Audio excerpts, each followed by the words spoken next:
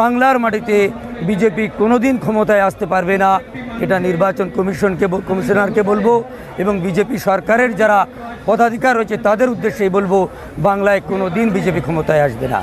মেশিনের মাধ্যমে যে 50টা ভোটের পরে যা ভোট পড়বে বিজেপির পড়বে, কোনো জায়গায় এমনভাবে মেশিন ঠিক করেছে যে 100-র পরে যা ভোট পড়বে বিজেপির প্রার্থীকে পড়বে। এইভাবে যদি তারা ভোট চুরি করে তাহলে তারা ক্ষমতায় আসতে পারবে। যে সকল হিন্দু ভাইরা মনে মনে প্রচুর খুশি হচ্ছেন, আনন্দ হচ্ছেন, বিজেপি ক্ষমতায় আসবেন, বিজেপি ক্ষমতায় এলে সেদিন থেকে আপনি আর হিন্দু থাকবেন না, সেদিন থেকে আপনি দলিত আদিবাসী হয়ে যাবেন। এখানে ভারতবর্ষের সংবিধান চলবে না, এখানে মনুষ্য সংহিতার সংবিধান চলবে। আপনাদের মন্দিরে প্রবেশ করতে দেবে না, আপনাদের পূজা অর্চনা করতে দেবে না, আপনাদের ছেলেরা উচ্চবর্ণের ছেলেদের সঙ্গে চাকরি করতে পারবে না, স্কুলে যেতে পারবে না। তার নমুনা উত্তরপ্রদেশে দেখুন, বিহারে দেখুন, আসামে দেখুন। ফলে যারা আনন্দে আত্মহারা হয়ে গেছেন বিজেপি ক্ষমতায় আসবে, তৈরি থাকুন লোটা কম্বল নিয়ে, আসামের মতো ডিটেনশন ক্যাম্পে আপনারা যেতে হবে। আজকে দেখুন আমাদের প্রতিনিধিরা তো নির্বাচন কমিশনে গিয়েছেন, আর আলোচনা সাপেক্ষে এখন যেহেতু পরিস্থিতি গরম, ফলে আমাদের নেতৃত্বরা পুলিশ অফিসারদের সঙ্গে যেভাবে আলোচনা করেছেন সেইভাবেই আজকের আমাদের প্রোগ্রামের রুটিন করা হয়েছে। আর বর্তমান বিষয়টা হলো যে পুলিশ প্রশাসন থেকে শুরু করে সকলেই যেন নির্বাচন কমিশনের দ্বারায় কি বলবো আড়ষ্ট হয়ে রয়েছেন, ভয়ভীত হয়ে রয়েছেন। ফলে তারা যেভাবে রুটিন দিয়েছেন, রুট ম্যাপ দিয়েছেন, আজকের বিভিন্ন সংগঠনের নেতৃত্ব স্থানীয়রা এসেছেন এবং সমর্থকরা এসেছেন, আমরা সেইভাবেই আমাদের প্রোগ্রামটাকে আজকে শেষ করছি। এই যে লক্ষ লক্ষ মানুষের নাম ডিলেট হয়েছে, কি বলবেন? দেখুন কি বলবেন, অত্যন্ত দুঃখজনক এবং লজ্জাজনক ব্যাপার। আমি যে এলাকায় বাস করি, বাসন্তী ব্লক, সেখানে জুম্মা 7 দিন বাংলাদেশিরা এসেছে, তাদের নাম বাদ যায়নি। যাদের নামের আগে মোহাম্মদ আর শেষে কোনো মুসলিম টাইটেল আছে, সারনেম আছে, তাদেরকে বেছে বেছে বাদ দেওয়া হয়েছে। বাবার নাম আছে, সন্তানের নাম বাদ, সন্তানের নাম আছে, বাবা মায়ের নাম বাদ। 40 বছর ধরে সরকারি সার্ভিস করছেন, পেনশন ভোগ করছেন এবং বিভিন্ন দপ্তরে চাকরি করেছেন, এই ধরনের ব্যক্তিরা বাদ পড়ে যাচ্ছে। উদ্দেশ্য হলো যে বাংলার মুসলিম ভোটারদেরকে বাদ দিয়ে বহিরাগত ভোটার নিয়োগ করে বিজেপি সরকার তারা ভোট বৈতরণী পার হতে চলেছে। কিন্তু আমি মনে করি তারা দিবা স্বপ্ন দেখছে এবং তারা অন্ধকার জগতে আছে। বাংলার মাটিতে বিজেপি কোনোদিন ক্ষমতায় আসতে পারবে না, এটা নির্বাচন কমিশনারকে বলবো এবং বিজেপি সরকারের যারা পদাধিকার রয়েছে তাদের উদ্দেশ্যেই বলবো, বাংলায় কোনোদিন বিজেপি ক্ষমতায় আসবে না। হ্যাঁ, বিহার থেকে শুরু করে আসাম এবং অন্যান্য রাজ্যে নির্বাচন কমিশন যেভাবে ভোট চুরি করেছে মেশিনের মাধ্যমে, যে 50টা ভোটের পরে যা ভোট পড়বে বিজেপির পড়বে, কোনো জায়গায় এমনভাবে মেশিন ঠিক করেছে যে 100-র পরে যা ভোট পড়বে বিজেপির প্রার্থীকে পড়বে। এইভাবে যদি তারা ভোট চুরি করে তাহলে তারা ক্ষমতায় আসতে পারবে। সুষ্ঠু এবং সঠিকভাবে ভোট হলে বিজেপি কোনো দিন বাংলায় ক্ষমতায় আসতে পারবে না। ফলে আজকের আমি বাংলার আপামর জনসাধারণ, জাতি ধর্ম বর্ণ নির্বিশেষে তাদের উদ্দেশ্যে বলবো, আসামের মানুষ যেমন ডিটেনশন ক্যাম্পে ছিল, সেখানে বেশিরভাগ হিন্দু সম্প্রদায়ের ভাইরা ডিটেনশন ক্যাম্পে ছিলেন, তার ভিডিও আমরা সোশ্যাল মিডিয়ায় দেখেছি।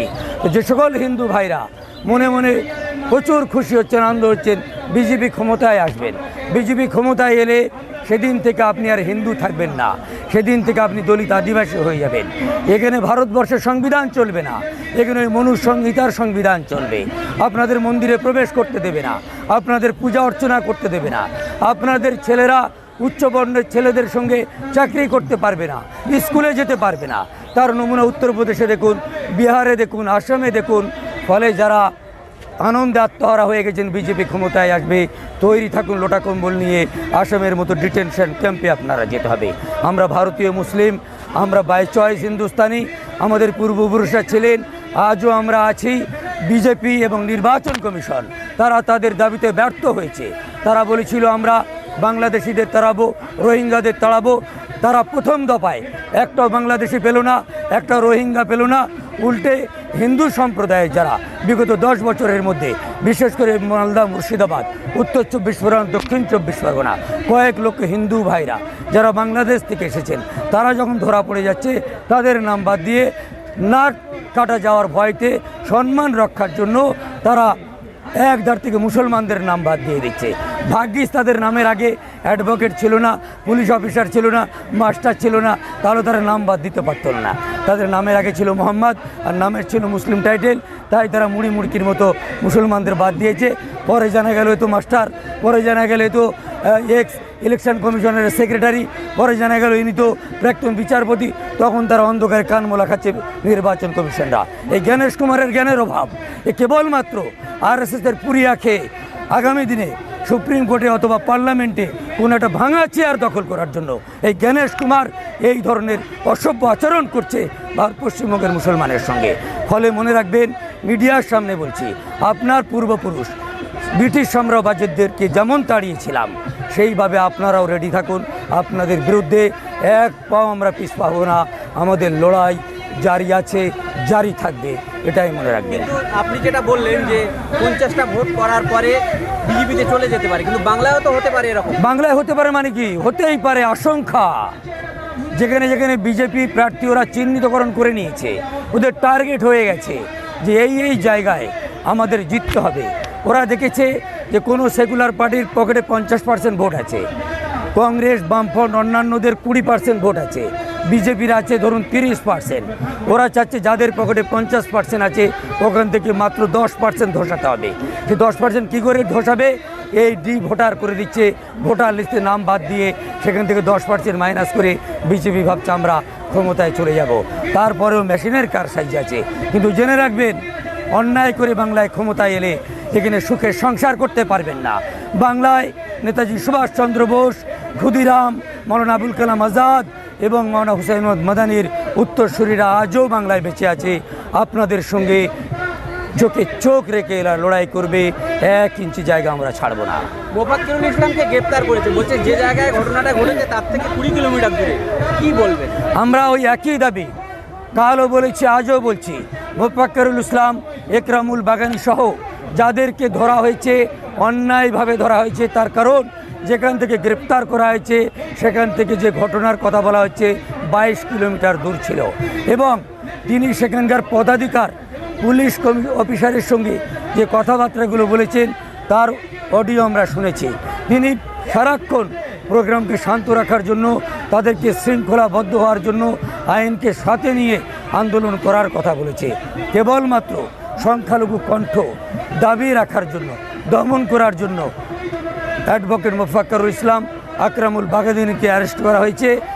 তাছাড়া আপনারা বলুন, আপনারা তো মিডিয়ার বন্ধুরা, আপনি শুভেন্দু থেকে শুরু করে, দিলীপ ঘোষ থেকে শুরু করে, মিঠুন চক্রবর্তী থেকে শুরু করে বিজেপির একাধিক লিডার যারা দেশ বিরোধী, সংবিধান বিরোধী, মানবতা বিরোধী কথাবার্তা বলেছে। ও অসীম সরকারের দেখুন, আমাদের ধর্মগ্রন্থ সারা বিশ্বব্যাপী সেই কোরআনকে সম্মান করে, অথচ সে কোরআনকে অপমান করলো। 9,000-এর বেশি বা 900-এর বেশি তার বিরুদ্ধে এফআইআর হলো। তার বিরুদ্ধে রাজ্য সরকার এবং কেন্দ্র সরকার কোনো অ্যাকশন নিল না। আজকের মোফাক্কিরুল ইসলাম কি করেছে? আসুন আমরা বসতে চাই, এনআইএর সঙ্গে বসতে চাই, ইডির সাথে বসতে চাই, নির্বাচন কমিশনের সাথে বসতে চাই। তার ভিডিও ফুটেজ জানা হোক সে কী এমন সংবিধান বিরোধী বক্তব্য দিয়েছে। ফলে সংখ্যালঘু কণ্ঠ রোধ করার জন্য রাজ্য এবং কেন্দ্র উভয় মিলে এটাকে দমন করার চেষ্টা করছে। আমরা আপনাদের মাধ্যমে কন্ডেম করছি, প্রতিবাদ করছি। আগামী দিনে আমাদের এই প্রতিবাদ চালু থাকবে এবং জারি থাকবে। আমি আনোয়ার হোসেন কাসিমি, সারা বাংলা সংখ্যালঘু যুব ফেডারেশনের রাজ্য সভাপতি।